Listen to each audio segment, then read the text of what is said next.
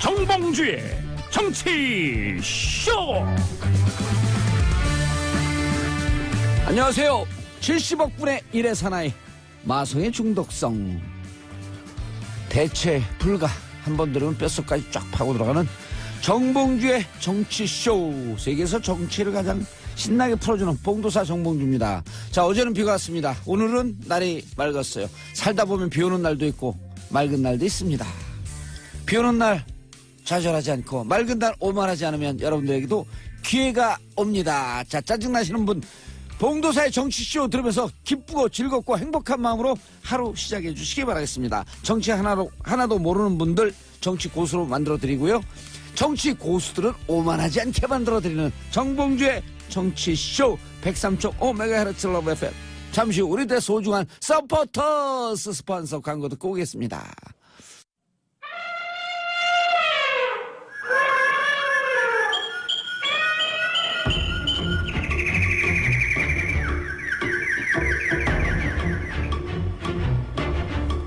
봉도사의 여론조사 동물농장.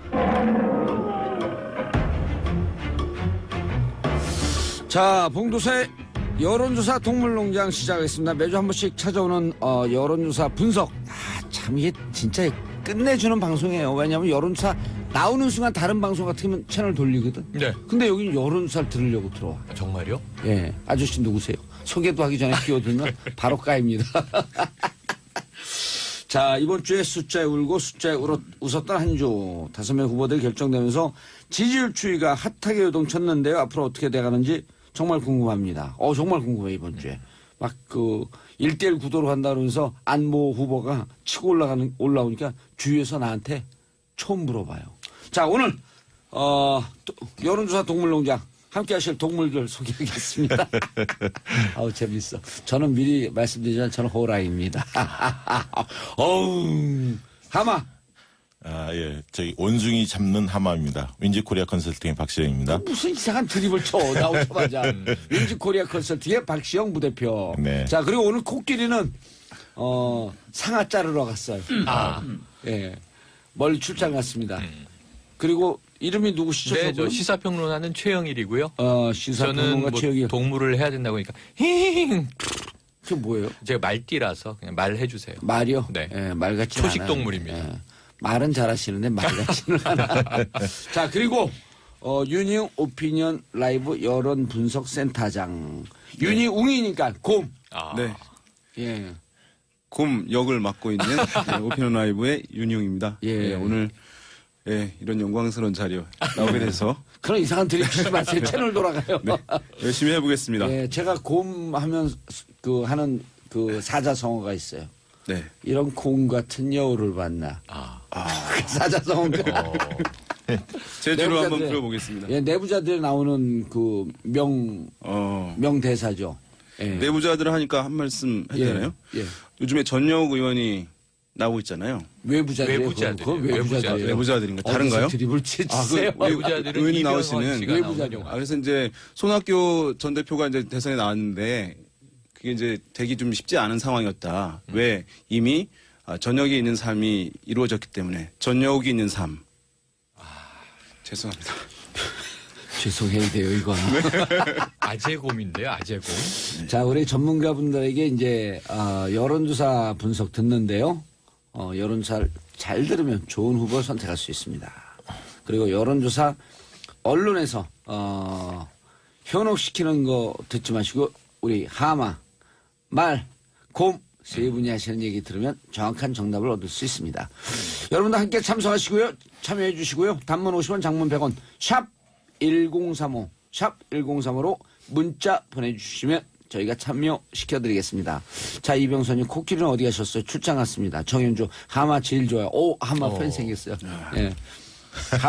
하마 팬 카페 내 이름 만들어줄게요. 예? 예, 무슨 이름이요? 하마평. 하마를 평가한다. 하마평. 좋잖아요. 네, 좋네요. 문명 보는 라디오는 처음 보는데 봉도사님 정말 잘생기셨네요. 오늘도 시원하게 털어주세요. 감사합니다. 김지현님. 봉도사님 오프닝부터 진행이 일치월장하시네요. 저 매일 열심히 듣고 있으니까 정치 전문가 안 되면 책임지세요. 정치 초짜는 정치 전문가 만들어드리고 정치 전문가는 풍요로운 오만하지 않는 평론가로 만들어드리네요. 제가 평론 잘하면 이제 우리가 또 모셔다 씁니다.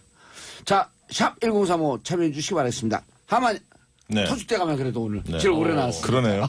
졸지에. 좋아하시는 거 봐. 네.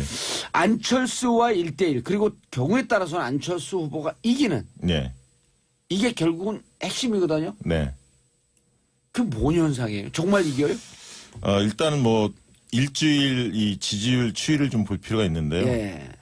문재인 안철수 양강 구도가 형성이 됐는데 문재인 안철수가 한 일주일 전만 해도 10%포인트 정도가 차이가 났었습니다. 대략. 예. 근데 이게 이제 한 3, 4일 전부터 한 5%포인트까지 좀 좁혀진 이런 어떤 흐름을 좀 보이고 있어요. 네. 그래서 이제 그전에는 문재인이냐 아니냐 이 구도였는데 이제는 문재인이냐 안철수냐 이 구도로 좀 빠르게 형성이 됐습니다.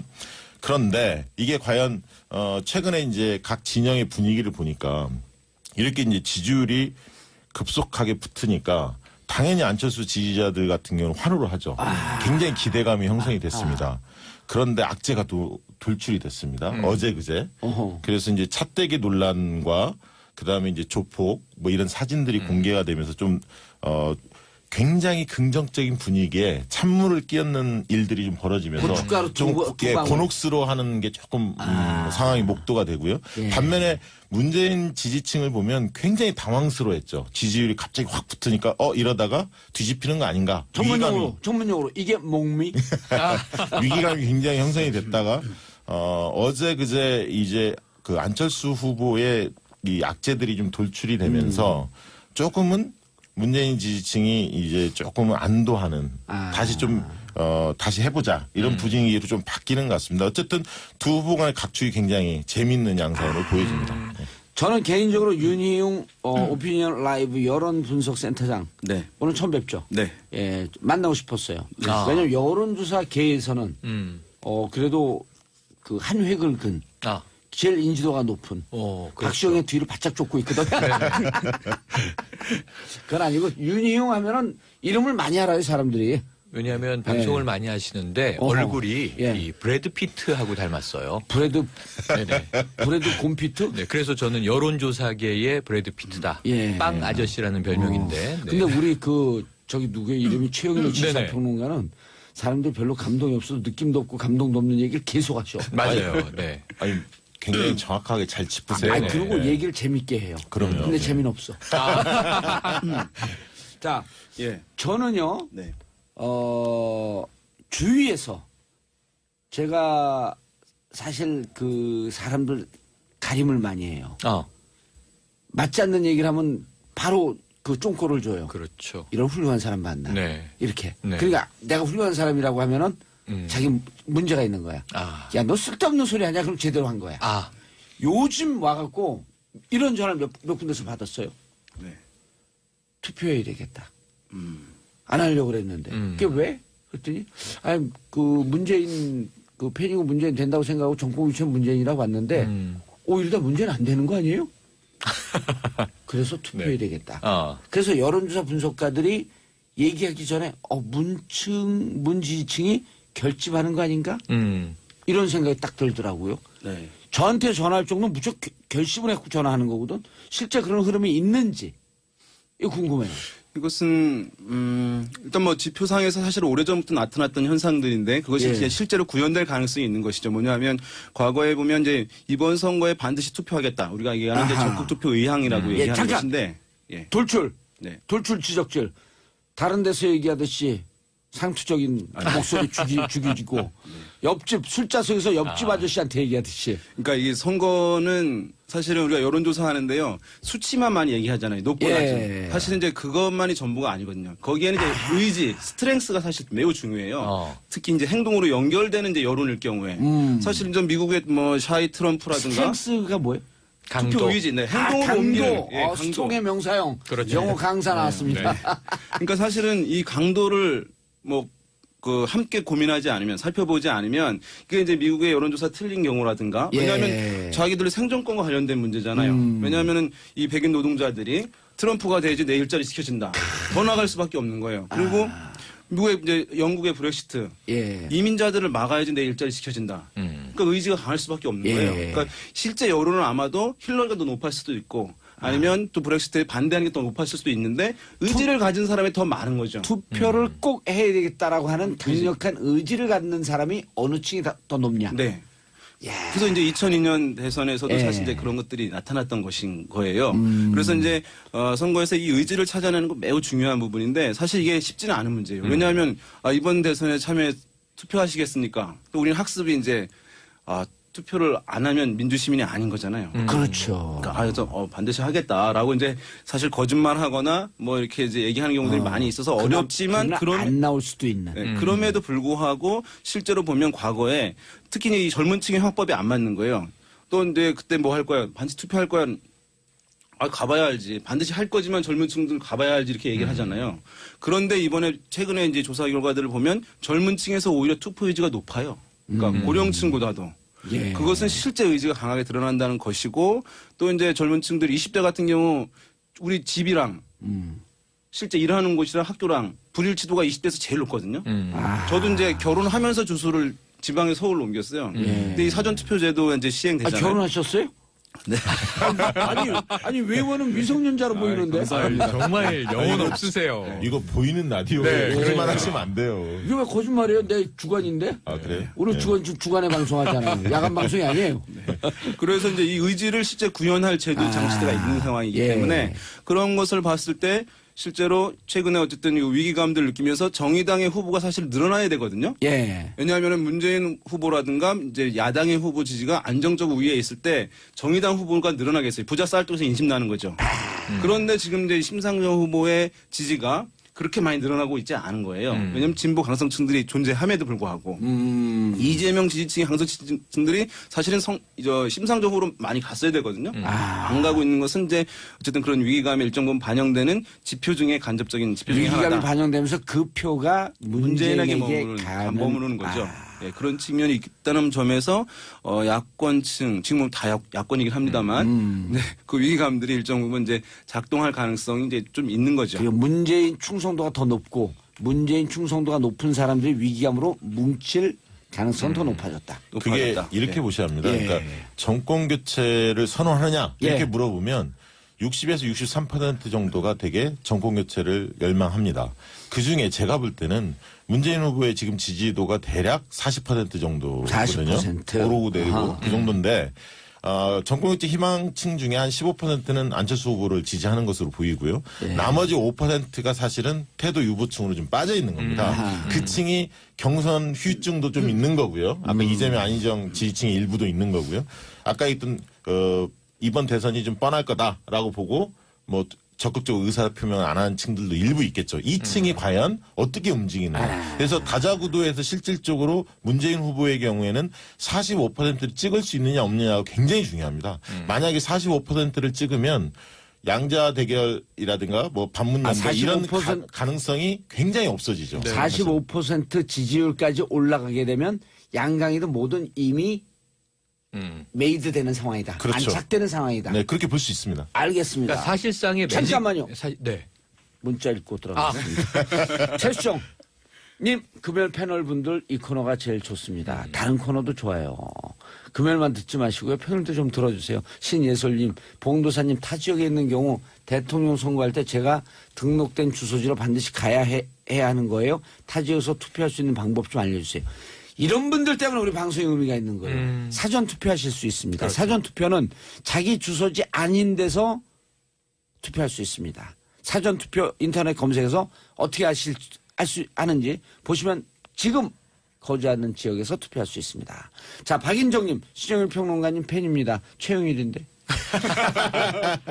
네. 그니 괜찮아요. 저더러 길 가면 외부자들 잘 보고 있어요. 정치쇼 잘 듣고 있어요. 이봉주님.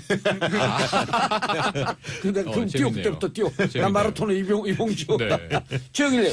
그래서 지금 저는 양자구도 이렇게 표현하는 언론도 있는데 이거 오류입니다. 지금 오류. 다자구도라고 정확하게 말씀하셨고 오자구도예요. 지금 예. 끝까지 오자구도가 될 것 같아요. 예. 하지만 오자구도 내에 양강구도 혹은 오자구도 내에 이강구도 이렇게 얘기할 수 있는데 여기서 정확하셔. 중요한 게 뭐냐면 일중이약 이 변수를 무시하면 안 돼요.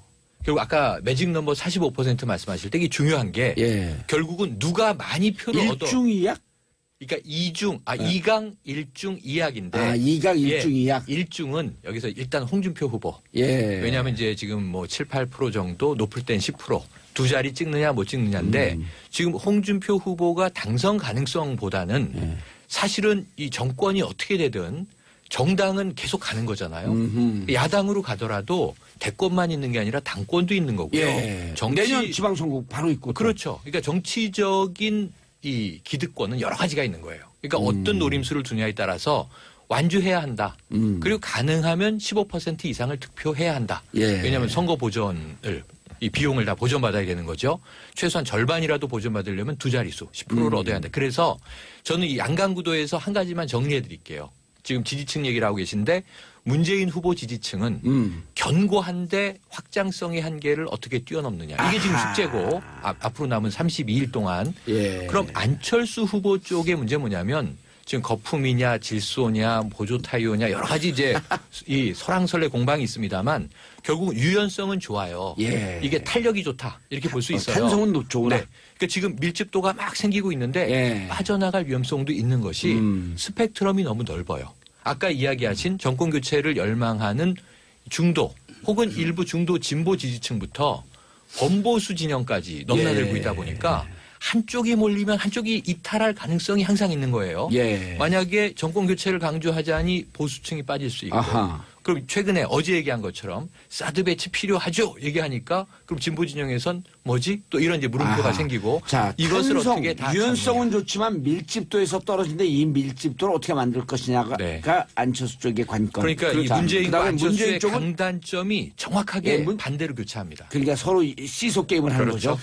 문재인 측은 충성도가 높고 견고한데. 견고하지만 아까 우리 네, 윤희용 대표께서 얘기한 건 스탠스. 네. 발음이 안 좋았어.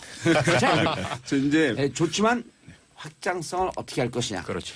이게 이제 그 안철수 후보의 이제 지지 사실은 이제 이게 견고하지 않을 수밖에 없죠. 최근에 올라간 거니까 그러니까 시간이 많이 필요하거든요. 10%만 있었잖아요. 네, 이게 이제 또 사실은 굉장히 이제 이상한 현상이긴 한데 보수층에서는 이렇게 한 후보로 빠르게 움직이는 건 이게 사실 쉽게 있는 현상이 아니에요. 그러니까 요즘에 물론 이제 스마트폰 확산으로 정보 습득 역량이 굉장히 높아지시긴 했지만 사실은 고령층들이기 때문에 정보 습득 역량이 사실 제한적인 측면이 있거든요. 그래서 한 후보를 알고 그다음에 호감을 보내고 지지를 보내고 하는데 2, 3개월 걸리는 거예요.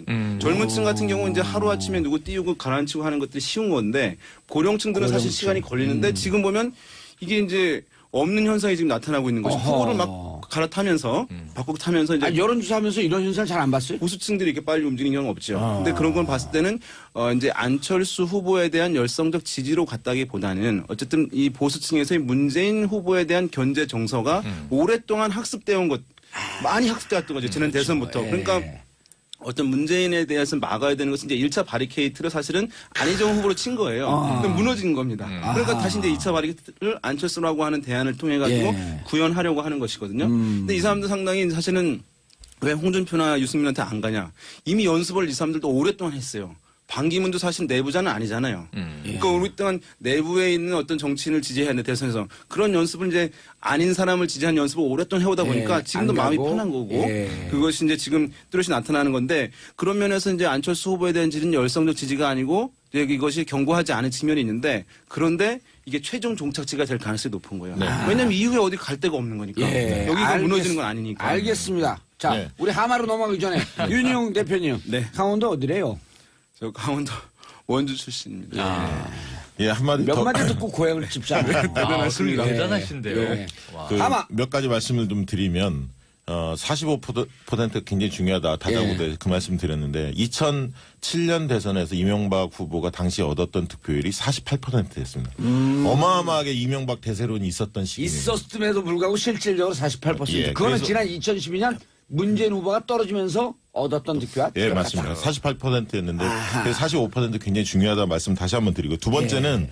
그 안철수 지지층을 분석할 때 제가 볼 때는 고정 지지자가 원래는 10%였는데 지금 이제 새롭게 한 25%가 막 붙었지 않습니까? 네. 그 중에 제가 볼 때는 한 10%는 확고한 지지 의향이 있는 것 같아요. 그래서 이제 안철수 지지자가 20%는 확고해졌다. 제가 볼 때 그렇게 보고 있고요. 15%는 아직 거품이 끼어 있다. 이게 굳어질지 움직일지는 지켜봐야 하는데. 안철수 지지층 예, 중에서. 그렇습니다. 35% 구조 중에서 지지 구조가 좀 아니, 그러니까 하락하죠. 박시영 예. 대표님 얼마 전까지 진짜 10%였어요. 맞아요. 맞습니다. 네. 느닷없이 올라갔어. 예, 맞아요. 그게 이제 보수의 전략적 선택, 안희정 지지 이탈층의 이탈? 흡수, 뭐 이런 것들이 맞물린 건데, 또 언론이 또 안희정 띄우기도 좀 안철수 띄우기도 좀 있었고요. 근데 중요한 건 뭐냐면, 안철수 후보가 그동안에는 검증을 받지 않았습니다. 왜냐?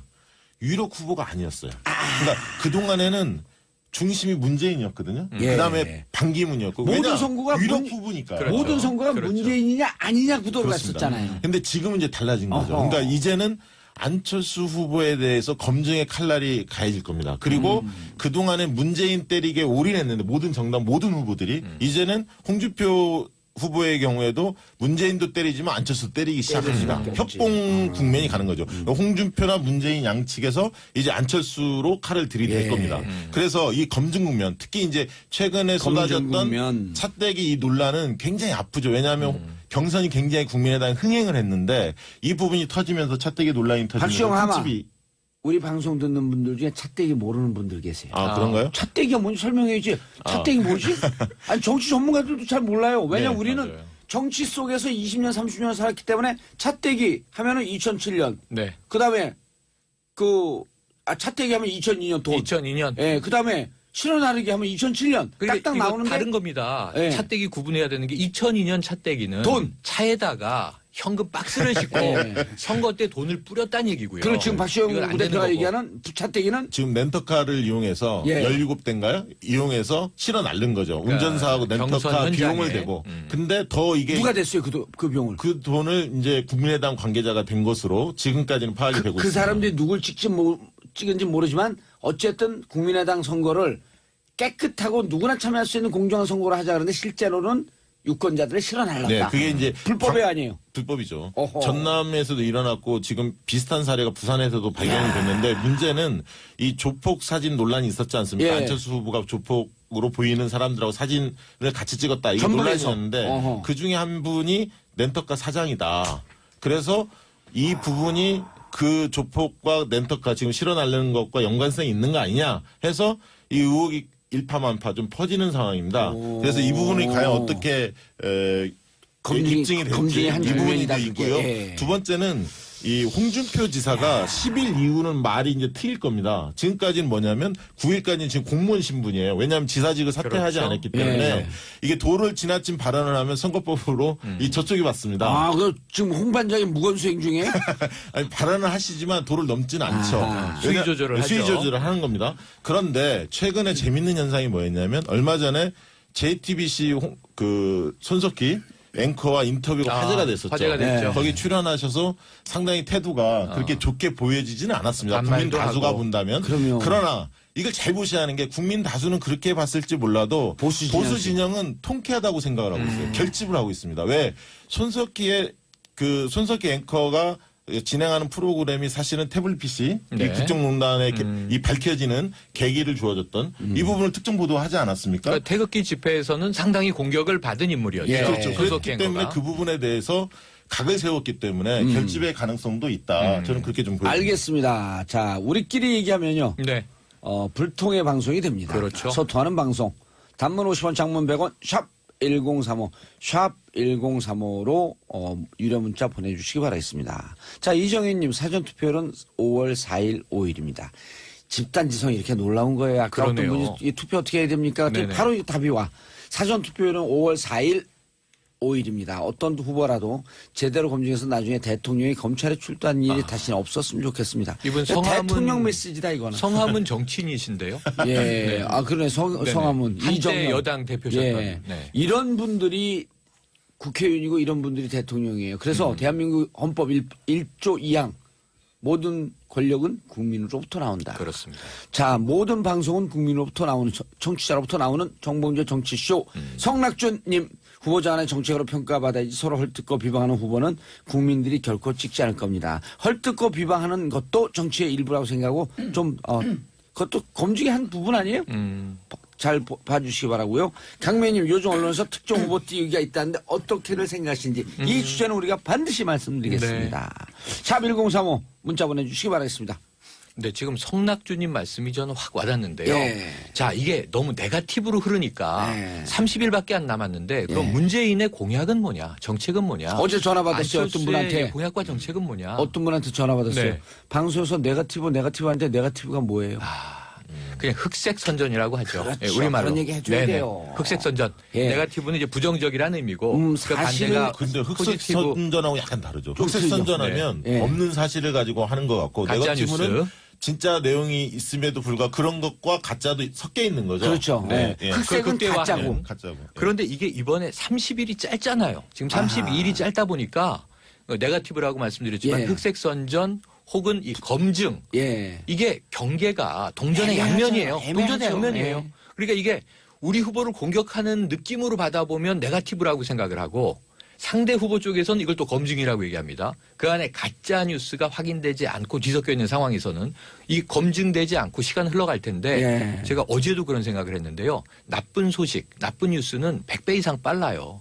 미담은 전해지지도 않아요. 맞습니다. 다루지도 않거니와 예. 언론이. 그래서 정말 이 유권자들이 다 여러 후보에 대해서 특히 유력 후보에 대해서 나쁜 얘기만 듣다가 투표장에 갈 가능성이 높아서 저는 이 각 캠프에서는 조금 더 자기 후보의 정책, 컨텐츠, 공약을 선명하게 알리기 위해서 조금 더 미디어 커뮤니케이션에 더 정말 노력을 투입해 주셔야 된다. 이런 근데 말씀 드리고 언론이 싶습니다. 사실은 잠깐만요. 언론이 예. 언론이 2부에 광고 듣고 오겠습니다. 광고 듣고 2부에 오겠습니다.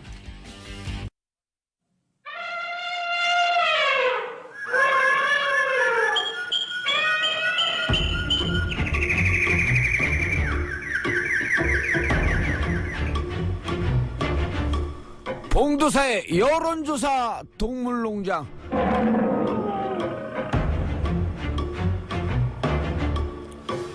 자, 여론조사 동물농장. 세계에서 이런 프로 없어요. 아니 예. 음악을 들으니까 이게 동물의 왕국에 나와 있는 것 같아요. 그럼요. 네. 자, 예. 스스로 이제 밝혀 양심 고백 커밍아웃 해야 돼. 네. 박시영 윈지코리아 컨설팅 부대표 뭐예요? 하마입니다. 우리 이런 거 좋아해. 자백하는 거. 네. 자, 그다음에 누구죠? 최영일 시사평론가. 말입니다. 아닌데 염소 같은데. 자, 그다음에 윤희용 오피니언 라이브 대표. 네, 곰입니다. 예, 이런 곰 같은 네. 경우를 만나. 구미웅이죠. 구미웅. 뭐요? 꼬리 9개 달린 곰. 아까 곰 같은 여우라고 그러죠. 오늘 최영일 평론가는 개그하러 나오신 것 같아. 저기 보고 손 한 번 들어주세요. 얼굴이 안 보인다고. 카메라로 나가나요? 그러면 보이는 라디오. 보라. 연예인처럼 샤샤샤 막 이런 거 그렇게 원숭이 같은데. 아 그래요? 잔나비로. 자, 9773님, 박시영 대표님 회사에서 지난번 총선 결과 정확하게 맞추셨는데 요즘 여론조사 안 하나요? 회사 대표가 실질적 대표가 윈지코리아인데 윈지코리아의 최순실이 저예요. 아 제가 실질적 대표야. 숨어있는 정말요? 비선 실세. 실제로? 제가 하라 의지합니다. 허위사실 아니에요? 허위사실이면 허위사실로 감옥 가고 싶어 그러는데 허위사실 아니에요. 그럼 자신이 없는 거야. 아, 지금 굉장히 나쁜 거예요. 왜요? 그러니까 봉도사님이 촉으로 예. 총선이나 대선의 결과를 예언을 하면 박 대표님이 회사에서 통계적으로 데이터를 조작한다는 얘기로 들려서 아니요. 이 데이터를 근거해서. 네. 근거해서 우리가 이 그렇게 데이터를 했죠. 근거로 그럼요. 촉을 저는 찍으신다. 모든 정치적 발언하는 게 윈지코리아 컨설팅 데이터를 근거해서 합니다. 아 그래요? 그럼요. 자, 그리고 유념해 보겠습니다. 그럼 요즘 우리 연구원들도 열심히 하고 있어요. 박성재 언론의 역할이 지금 중요한 시기네요. 화이팅이요. 김경란님 4월 12일에는 재보궐선거도 있답니다. 국회의원은 그렇죠. 성주 네. 이번에 그 사드 배치 때문에 문제가 되고 네, 있는 송도 네. 지역도 국회의원 재보궐 기초단체장도 세 군데 열립니다. 예, 어디에 한번 알려주세요. 하남, 하남시. 그다음에 충북 괴산, 포천. 충북 괴산 포천. 자, 하남시에 살고 계신 분, 충북 괴산에 살고 괴산군에 살고 계신 분, 포천시니까요? 포천도 시죠. 포천시에 살고 계시는 분들 재보궐선거 있다라고 하는 거 알고 반드시 투표해 주시기 바라겠습니다. 플라톤이 이런 얘기했죠. 정치에 무관심하면 미천한 사람들의 지배를 받는.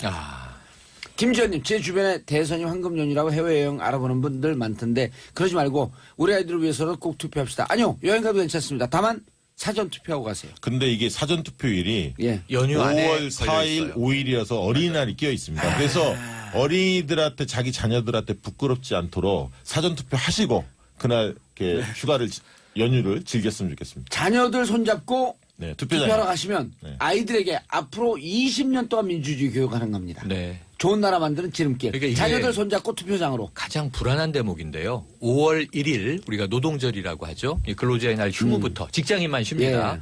이때부터 5월 9일 대선일까지가 무려 9일을 쉴 수 있어요. 아하. 휴가를 한 사흘 내면 예. 2, 3일 이제 휴가를 쓰면 그래서 이때 해외여행 가시면 5월 1일 출국해서 5월 9일 들어오시면 이 투표 불참 때문에 좀 걱정인데 예. 이번 투표가 굉장히 치열하거든요. 투표에 빠지시면 원하지 않는 후보가 될 수도 있다. 이런 마음을 좀 가지고 준비하시면 좋습니다. 좋겠어요. 아까 말씀하셨던 거. 예, 언론이 사실 후보자들의 정책 그 검증이나 이런 대결을 이렇게 만들어 가야 하는데 네. 실제로 그렇지 않죠. 그렇죠. 대개는 정치 이슈, 그 다음에 이제 네거티브 이슈에 대한 해명, 입장 이것만을 계속 후보들한테 요구를 해요. 그래서 역 네거티브. 예. 예. 그러다 보니까 그런 이슈만 계속 부각이 되는 거죠. 그래서 언론도 후보들이나 캠프도 이 정책을 중심으로 경쟁할 수 있는 구도로 만들 필요도 있지만 예. 언론이 좀 앞장서서 그런 흐름을 좀 만들 필요가 있다고 봅니다. 예, 청취자 질문이나 의견 받습니다. 샵 1035 단문 50원 장문 100원 유료 문자 보내주시기 바라고요. 여론 언론에 대해서 얘기를 했는데요. 윤 대표님. 네. 이런 얘기가 있어요. 저도 기자 출신 아니에요. 네. 개가 사람을 물면 기사가 되지 않는다. 그런- 뻔한 얘기는 기사가 되지 않고 그렇죠. 사람이 개를 물어야 기사가 된다. 그러니까 언론의 특성상 좀 특이한 거. 네. 그러니까 뭐냐면 정책. 아까 얘기했잖아요. 우리 네. 최 평론가님이 얘기했었잖아요. 나쁜 얘기, 선한 얘기는 퍼지지 않지만 나쁜 얘기는 100배 빠르게 퍼진다. 하룻밤 잠자고 눈 뜨면 세상에 제일- 국민이 다 알아요. 사람들이 네. 그러죠. 세상에 제일 재밌는 게 싸우는 것과 불구경이다. 그렇죠. 또 그래도- 불륜 뭐 이런 거 있습니다. 네. 난 눈 내리 깔았어. 네. 자, 윤용 대표님. 네. 지금 정말 양강 구도가 아까 이제 그 2강 1중 2약 구도인데 네. 언론에서 양강 구도라고 하는데 양강 구도가 계속 갈까요? 이거는 무슨 질문이냐면 안철수 후보가 문재인 산성을 넘을까? 재인 산성이 워낙 강력했었는데 넘을까? 그러니까 뭐 문재인 후보가 이제 40% 정도 이제 안정적 지지 기반 가지고 있기 때문에 예. 사실 이제 그것을 쉽게 다자구도에서 넘기는 뭐 쉬운 일은 아니라고 예. 보여요. 그렇지만 어쨌든 경쟁 구도로 전개될 가능성은 높다고 보는 게 합리적일 것 같아요. 높지만 결국 지금, 넘기는 예. 좀 쉽지 않다. 넘어갈 수도 있는 것이고, 그건 이제 뭐 캠페인의 역량에 따라서 한 5%포인트 정도는 왔다 갔다 하는 것이기 아하. 때문에, 왜냐면 상대방이 실수도 있을 수 있고, 예. 내가 잘하게 되면. 그런데 지금 이제 이게, 안철수 후보의 지지, 이것이 저는 이제 문재인 대 안철수의 구도로 전환됐다라고도 할 수 있겠지만, 예. 저는 그럼에도 불구하고 여전히 아까 안철수에 대한 열성적 지지로만 설명할 수 없는 부분들이 있는 거잖아요.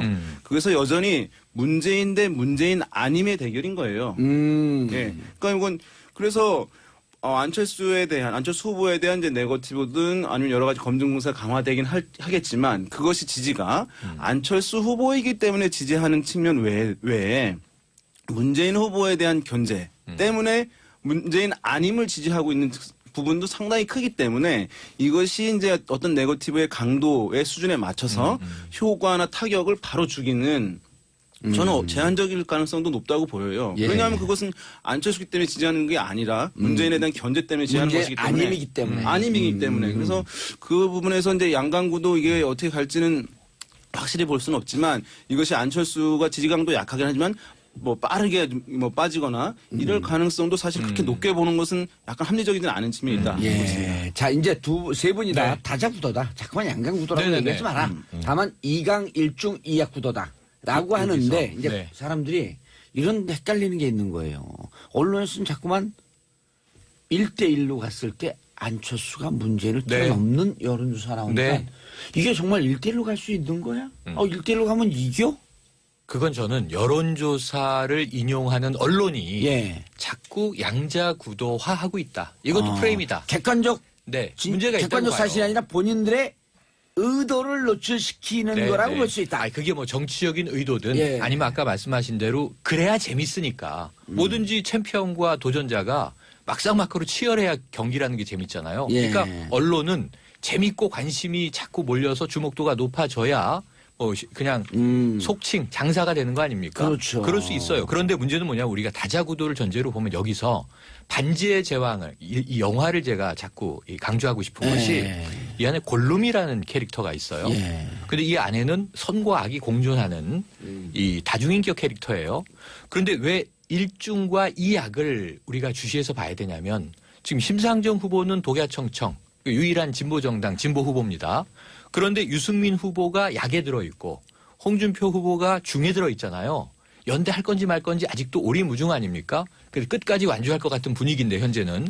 그런데 이 재밌는 사자구도로 분석한 걸 보니까 유승민 후보가 만약에 범보수 단일 후보가 되면 이게 안철수에게 유리하다.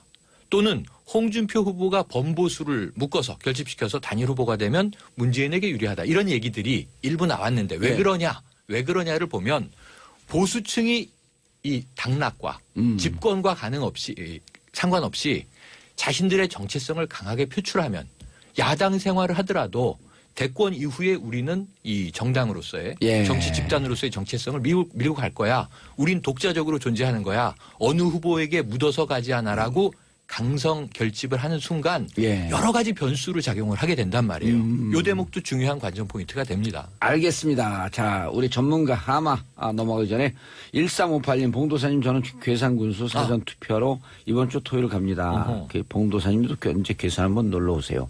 자, 기초단체는 하남시, 괴산군, 포천시 투표 있고요. 그다음 국회의원은 성주군을 위시한 4개 군인데 어딘지 잘 모르겠어. 성주 군이 청송. 청송 의성. 예, 청송군에 살고 계신 분, 의성군에 살고 계신 분 지역은 넓지만요. 이번에 거기는 또 사드 문제 때문에 관심이 집중되고 있는 지역이니까 반드시 투표를 좀 해주시기 바라겠습니다. 자, 강유미님 저는 꼭 투표하러 갈 겁니다. 이번엔 진짜 사람다운 대통령 뽑는다면 세상이 조금은 바뀌지 않을까요? 4507님 질문이요. 교도소에도 투표를 하나요? 제가 아는 범위 내에서 미결수는 아직 형이 확정되지 않았기 때문에 무죄 추재 원칙에 따라서 투표를 하죠. 합니다. 네. 예, 이것도 역시 사전 투표로 맞습니다. 그 사전 투표로 투표를 합니다. 자, 문자 폭탄 보내주시기 바라겠습니다. 샵 1035 단문 50원, 장문 100원의 유료 문자. 여러분들의 문자는 정치쇼도 춤추게 만든다. 하루라도 문자를 보내지 않으면 손에 가시가 돋는다. 문자 보내주시기 바라겠습니다. 하마님. 예. 양자 대결에 대해서 조금 얘기하고 예. 승부처가 어디서 날 건지를 좀 말씀드리겠습니다. 양자 대결 같은 경우에는 실제로 이루어지지 않을 것을 가상으로 물어보는 건데 허상입니다. 왜냐하면 저는 허상이다. 왜냐하면 안철수 후보가 양자 대결을 원하지도 않고 설사 이게 이루어지면 오히려 역풍이 불기 때문에 저는 오히려 양자 대결을 하면 원래 호남 지지층이나 안철수의 개혁적인 지지층이 대거 빠질 거라고 봅니다. 오히려 문재인 후보가 반기는 이 구도예요. 저는 그렇게 된다면 문재인 후보가 50% 넘어서 손쉽게 이길 수도 있다. 이게 왜냐하면 흔히 얘기하는 상대방과 예를 들면 이질적인 조합과 연대하는 거에 대해서 이 국민들이 흔쾌하게 동의하지 않거든요. 그래서 이게 이루어질 수 없는 걸 가지고 자꾸 만들고 있다. 풍선 효과를 만들고 있다. 언론이 이렇게 보여지고요. 그다음에 이제 이 양자 없는 대결을 거다. 신기루다. 예, 신기루죠. 아하. 그리고 이게 조사를 할 때 문재인과 안철수 양자 대결을 물어보면 충분하게 생각하고 답변하는 게 아니에요. 그리고 자유한국당, 바른정당, 국민의당과 이렇게 단일화가 된다는 걸 전제로 충분하게 전달하지도 않고 그렇게 연대를 했을 때 이질적 조합이 어떻게 국정운영을 꾸려갈 것에 대해 충분한 생각 속에서 답변하는 게 아니라 거의 인물 대결입니다. 문재인이 낫냐, 안철수가 좋냐 이런 것만 가지고 판단하게 돼 있는데 질문 방식도 좀 문제가 있고요, 사실. 그다음에 최근에 양자 대결 물어보면 당 소속을 또 밝히지 않고 이름만 가지고 이렇게 그렇죠. 물어보는 질문 그렇죠. 방식도 있고요. 무엇보다 중요한 건 유권자는 인물만 가지고 선택하는 사람들 있지만 소속 정당과 인물을 함께 고려해서 선택하는 사람이 많은데 아직 그 부분이 충분히 전달되지 않은 상태 속에서 양자 대결로 자꾸 몰아가고 있다. 이런 측면을 말씀드리고요. 안철수 후보의 지지율이 과연 빠질 거냐 조기에 이 부분에 대해서 말씀을 드리면 저는 1차 고민은 다음 주라고 봅니다. 그러니까 15, 16일 날 후보 등록일입니다. 그렇죠. 15, 16일. 이때 지지도가 굉장히 중요합니다. 15, 16일 날 앞두고 직전에. 그러면 지금 안철수 후보가 가파르게 상승을 해서 거의 접전이 이루어지고 있는데 5%포인트까지 거의 좁혔는데 그렇죠. 사실 아까 제가 말씀드렸지만 악재가 터지면서 이게 엎을 수 있는 상황까지도 왔는데 이게 주춤하게 돼 있는 지금 전망이 좀 나옵니다. 국면이 될 것 같은데 향후에 아까 얘기했듯이 이제 홍준표 문재인 쪽에서 계속 이제 공세가 이어질 거고 협공이 이루어질 거고 무엇보다 중요한 것은 누구랑 연대할 것인데 이 부분이 쟁점으로 떠오를 가능성이 있습니다. 집권한 다음에 이게 그 만약에 안철수 그걸 좀 이따 후보가 얘기하면 안 돼. 그 너무 많아. 아니 하나만 내용이. 안철수 후보가 집권을 하게 되면 이게 민주당이나 정의당하고 연대할 거냐 아니면 자유한국당이나 바른정당하고 연대할 거냐 이 입장을 밝히라고 요구할 겁니다. 왜냐하면 민주당 문재인 후보의 경우에는 이 부분을 답변했거든요. 네. 자기는 국민의당 정의당하고 하겠다. 개혁정부를 구성하겠다. 개혁정부를 구성하겠다. 이렇게 표명했는데 안철수 후보는 그 부분에 대해서 답변을 안 하고 있습니다. 왜냐하면 어느 쪽의 편을 드는 순간 한쪽이 이탈할 것을 알고 있기 때문에 그렇죠. 답변을 안 하고 있는데 그렇죠. 결국은 그 문제에 대해서 답변을 할 수밖에 없는 그 구조로 갈 겁니다. 그래서 박시영 하마님. 네. 얼마 전에 언론 기사를 봤더니 양강구도로 하면 안철수가 이기는 여론조사 나올 때도 양강을 설명해 주는 거예요. 안철수의 국민의당이 자유한국당, 바른정당과 손잡아서 하나의 정당이 되면 네. 이렇게 설명해 주더니 쭉 빠지면서 문재인 승. 네.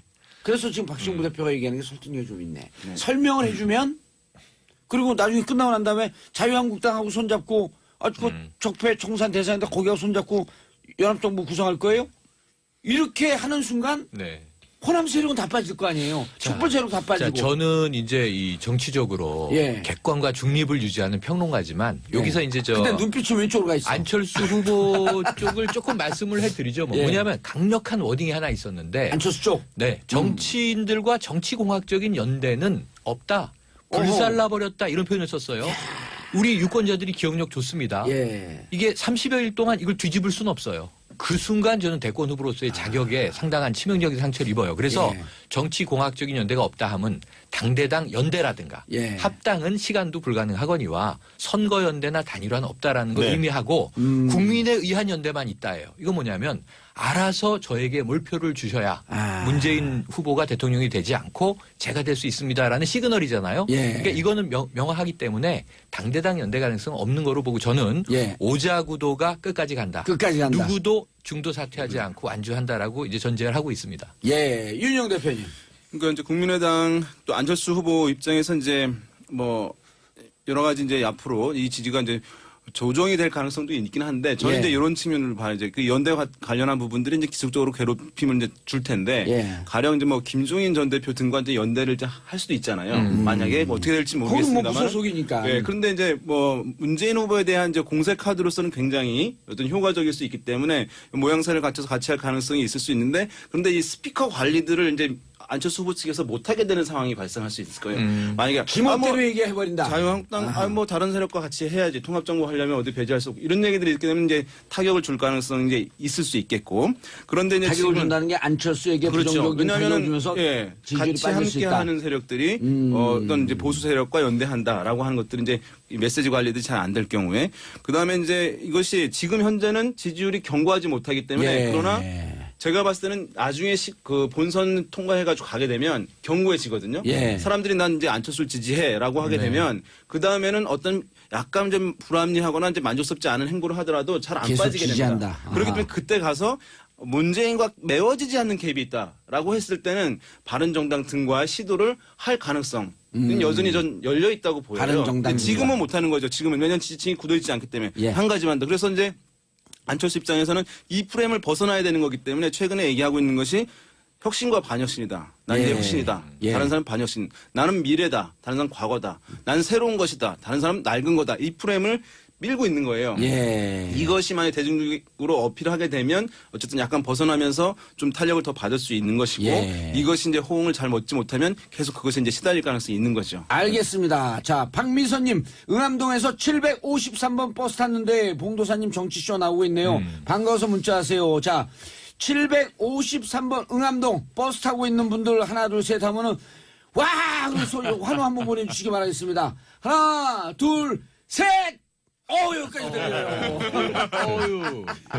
들으셨죠? 귀청 찢어지는 줄 귀청 알았어요. 찢어지는 줄 알았어요. 753번 기사님 감사합니다. 자, 버스 기사님, 택시 기사님, 이렇게 정확하게 번호 찍어주면 저희가 소개해드립니다. 753번 안전운전, 그리고 753번 타고 계신 분들 행복한 민주주의 국가에서 살기를 기원하겠습니다. 자, 하마님. 예, 그래서 지금 제일 중요한 게 아까 15, 16일 날 후보 등록일 예. 기준으로 그때 지지도가 중요하다 말씀했는데 과연 지금의 추세 40대 35% 5%포인트 차이 나는 것을 계속 유지할 수 있느냐 안철수 후보가 이게 굉장히 중요합니다. 근데 최근의 흐름을 보면 이게 만약에 안철수 후보가 2, 3% 빠지고 아까 유보층으로 가 있는 문재인 약간 유보층 지지 성향이 있는 유보층이 붙어서 만약에 42대 32 만약 이런 구도로 짜여진다면 만약에 42대 32 이런 10%포인트가 만약에 형성이 된다면 그 뒤로는 홍준표 후보가 조금씩 부상할 가능성이 있습니다. 그러니까 정권 교체가 쉽지 않겠다. 아니, 안철수로서 당선이 쉽지 않겠다라고 판단한 순간 보수층이 홍준표 후보 쪽으로 일부 옮겨갈 가능성이 있습니다. 그러면 홍준표 후보가 15%더 나가서 TV 토론에 상당히 강점이 있기 때문에 20%까지 도달할 수도 있는 겁니다. 그래서 저는 다음 주가 굉장히 중요한 여론조사 지표로 본다면 가장 중요하다. 이렇게 주가 봅니다. 중요한 이유를 또 한 가지 말씀드릴게요. 예. 지금 조기 대선이 굉장히 이제 빠르게 치열해지고 있지만 달아오르고 있지만 지금 우리 사회의 핵심적인 쟁점 이슈들이 또 흘러가요. 4월 14일 다음 주 금요일을 전후해서 이 박근혜 전 대통령에 대한 기소가 아마 있을 겁니다. 그리고 4월 16일 또 세월호 3주기 있잖아요. 4월 16일 일요일인데 예. 세월호 3주기이고 예. 이 시점에 지금 세월호가 인양이 돼서 지금 뭐 이제 4월 10일 전후해서 무트로 올라오니 많이 지금 굉장히 마지막 고생을 하고 그리고 있고. 전 정권에 대한 분노도가 또 다시 폭발하고 그러니까 있어요. 세월호가 박근혜 정부에서 어떤 의미를 가지며 예. 이번 대선에서는 미래 대한민국은 어떤 그림으로 설계돼야 하는지에 대한 문제를 던질 거예요. 그게 중요하게 유권자 국민들에게 작용을 할 거고. 또 하나 있어요. 네. 앞뒤가 똑같은 우병우 구속 여부. 구속 여부 있죠. 예. 네, 일괄 기소할 것으로 봅니다. 구속이든 불구속이든. 예. 그래서 이제 하나는 이제 이 최순실 게이트의 매듭. 예. 그다음에 4.16 4월호 3주기 중요하게 보셔야 될 것 같습니다. 최근에 이제 안철수 후보의 부상 또 문재인 후보의 주춤은 사실은 박근혜 전 대통령의 구속과 밀접하게 관련돼 있어요. 왜냐하면 심판 기류가 높게 유지돼 왔었는데 구속이 된 건 한국인 정서에서 구속은 사실 이제 불가역적으로 종결된 것이거든요. 일정 부분. 재판이 남아있지만 무죄 추정이 있지만 그런 사이에 심판 심리가 상대화되는 거예요. 예. 사실은 그런 부분이 이제 문재인 후보의 컨벤션 효과를 못 누리게 하고 안철수 후보를 지지한다 하더라도 마음 편하게 한 요인들이 있는데 만약에 이제 아까 말씀하신 대로 뭐 4월 16일 뭐 세월호 다시 뭐 심판의 이런 감정이 기류들이 이제 다시 불거질 가능성을 배제할 수 없거든요. 그렇게 예. 되면 또 다시 이제 심판 기류가 주춤했던 상황이 일정 수준 이상으로 이제 고조될 가능성이 있기 때문에 그렇게 되면 또 판세에 영향을 줄 수 있게. 문재인 후보가 왜냐하면 다시 심판이 올라온다. 되면은 그것은 이제 제1야당이 프리미엄을 얻고 박근혜 후보와 경쟁을 했던 이미지 갖고 있는 문재인 후보가 프리미엄을 또 얻는 것이거든요. 알겠습니다. 이번 대선이 굉장히 복잡하지만 짧게요. 저는 보수가 미는 안철수, 진보가 미는 문재인. 현실적으로 지금 표심은 그렇게 형성이 돼 있습니다. 결국 말은 그렇게 안 하지만 각 후보 측이 진영 대결, 보수 대 진보, 진보 대 보수 이 구도가 현실적으로 존재한다. 그래서 저는 그렇게 마지막 보고 있습니다. 결정할 때쯤 가면 보수를 택할 거냐 진보를 택할 거냐. 그러니까 중도가 지금 문재인 안철수 팽팽하거든요. 예. 그쪽이 어느 쪽으로 손을 들어줄 거냐 이 부분을 판단할 거라고 알겠습니다. 강소연이 오늘 봉도사님 정치쇼 들으면서 처음 알게 되는 게 되게 많았어요. 완전 효자손이네요. 선거 때까지 계속 들을 것 같아요. 선거 이후도 재밌습니다. 이승님 1시간 짧게 느껴질 만큼 후보들 이야기를 잘 이야기해 주시네요. 신형대님 월요일부터는 90분으로 시간 연장 방송하는 거 맞죠? 10시 30분에 딱 기다리고 있겠습니다. SBS 창사 이후에요. 한 달 만에 연장 방송되는 건 제 프로가 처음입니다. 자, 간단하게 설명하지 말고 두 가지 질문합니다. 양자 구도로 갈 것이냐. 그리고 문재인 대선은 계속할 것이냐. 최영일. 저는 다자구도로 갑니다. 다자구도로 갑니다. 양자구도 안 간다. 더 복잡해집니다. 예. 예, 구도 더 복잡해지고요. 문재인 대세론 어제부터 없습니다. 이제는 이건 정말 치열한 예. 누구도 예측할 수 없는 싸움이에요. 예. 여기서는 뭐 대세론이라고 친다면 저는 문재인 대세론도 있지만 안철수 대세론도 이제 물이 올랐다. 아하. 두 개의 양강 구도니까 예. 대세론과 대세론의 충돌인데 하지만 누가 더 유리하다? 다자구도로 간다. 현재 상황으로 보면 예. 추이로는 안철수가 유리. 하지만 경고성과 예. 앞으로 닥칠 대선에서 아젠다 정책 싸움은 알겠습니다. 문재인이 조금 유리. 자, 다자구도로 양자구도로 간다 안 간다?